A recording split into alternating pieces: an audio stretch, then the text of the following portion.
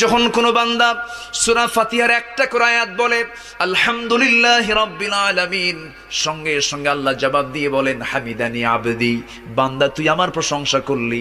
আর রহমানির রহিম যখন বলে আল্লাহ বলেন আসনা আলাইয়া আবদি। মালিক ইয়াউমিদ্দিন যখন বলে আল্লাহ বলেন মাজ্জাদানি আবদি।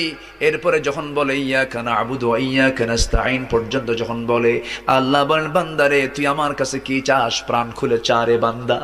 ইহদিনাস সিরাতাল মুস্তাকিম থেকে শুরু করে নিয়া ওয়ালাদ-দাল্লিন পর্যন্ত যখন বান্দা বলে তখন আল্লাহ বলেন বান্দা নামাজের মধ্যে এমন প্রেমের খেলা খেললি বান্দা, তুই যা চাইলি সব আমি আল্লাহ কবুল করলাম। ওই বান্দা যখন রুকুতে যায় আল্লাহ তখন অস্থির হন।